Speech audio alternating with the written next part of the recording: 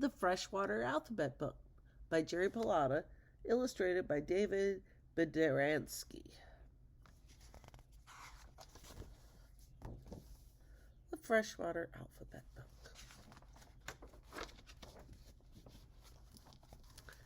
A is for Amazon River dolphins. Whales do not live in fresh water, but there are freshwater dolphins. Amazon River dolphins are only about half as long as their ocean adventuring cousins. Wait, 2 A's. What's he thinking? That's a surprise. A is also for American eel. These fish live in fresh water, but they have their babies in salt water. Later on in this book, we'll learn about a fish that does the opposite. How about that? Oh, no! We were trying to get to the B page, and now the school of fish is in the way.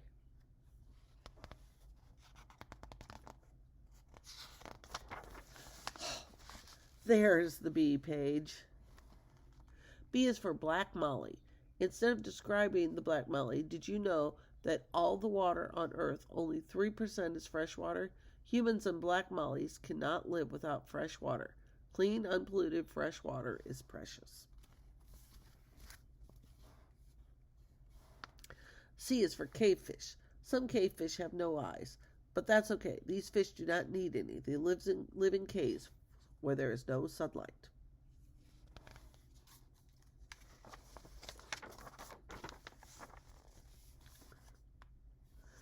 D.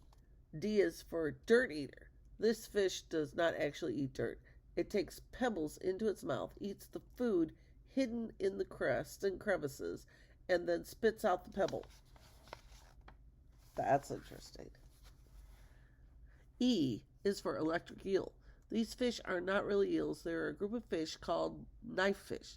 The electricity in their bodies is 250,000 times stronger than the electricity in humans. They could light up a light bulb.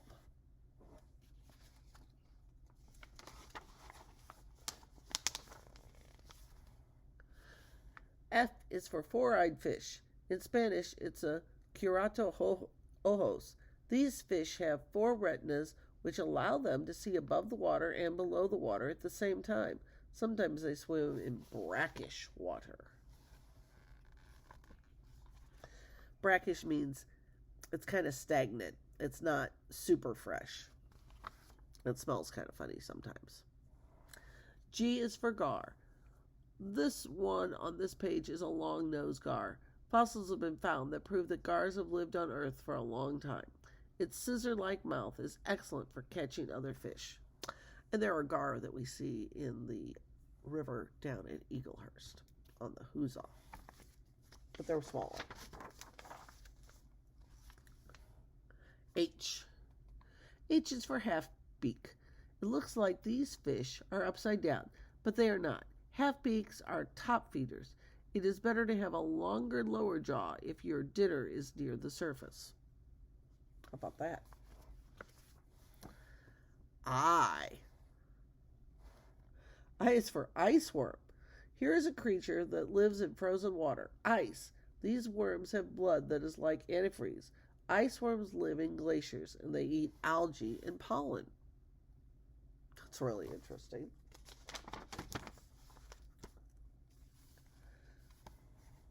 J is for the Jesus Christ lizard. In South America, this amazing reptile is called the Jesus Christ lizard. It's so fast and so light it can run on top of the water.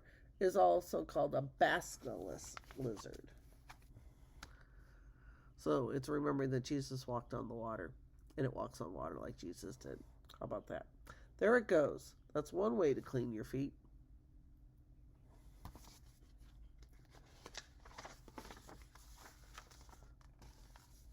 K.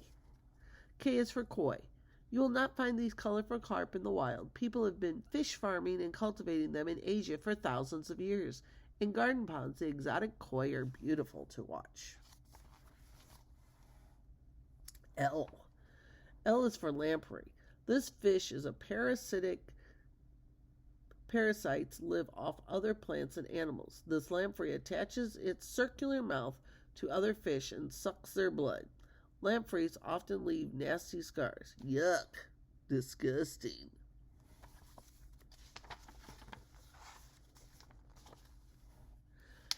M is for mosquito fish.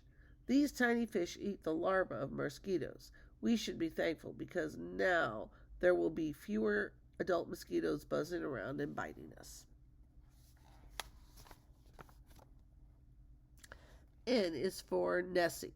Nessie is the nickname of the Loch Ness Monster in Scotland. Loch is Scottish for lake. Is it real? Many people are convinced that it is an ancient plesiosaur trapped in the deep freshwater Scottish lake, Loch Ness. Others think it's a big joke. Some people might even be surprised that this legend is mentioned in a nonfiction book.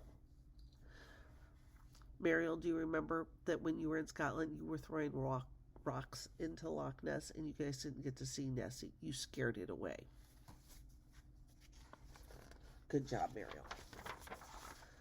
It would be frightening to actually see Nessie. O is for Oscar. Oscars are very popular people who have freshwater aquariums. Oscars have been known to follow people as they walk around the tank. P is for paddlefish. An ichthyologist is a man or woman who studies fish.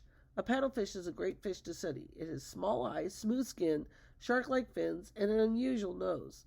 This toothless fish eats by straining water through its gills. That's pretty cool. O. O is for quillback. Quillbacks have sharp spines. You can run your finger along its back from the nose to the tail and it will feel smooth. If you run your fingers out the other way, ouch. R. R is for rice fish. Rice fish are small, but not as small as a grain of rice. They got their names because they can be found swimming in rice paddies.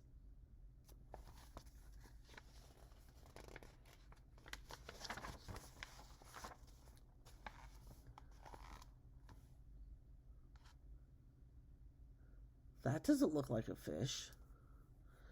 S is for snow monkeys. Snow monkeys are the only primates besides human beings that have found a way to adapt to cold climate. They surviving by living in hot springs. Not a fish. Huh. T. T is for trout. Most trout have great names like lake trout, steelhead, dolly varden, golden trout, and brook trout. Some people fly fish for trout, and when they catch one, they kiss it and let it go.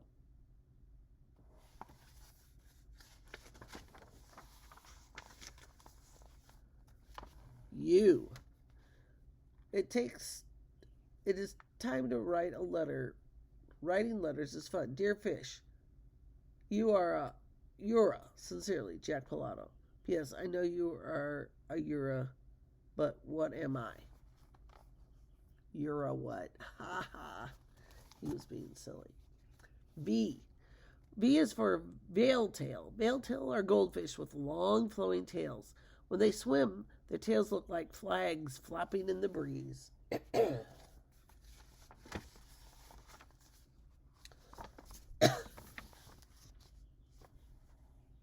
W. W is for walleye. Walleyes are the biggest fish in their family. Do you know anyone who is the biggest in their family? Other fish in the walleye family are long perches and darters. Walleyes are good to eat. In Missouri, they're called jack salmon. X. Swordtails are on the X page because their scientific name is Xiphophorus hilaria. X is for Xiphophorus hilaria, an X-ray fish, which is not in this book. It is a Pristilla maxillaris.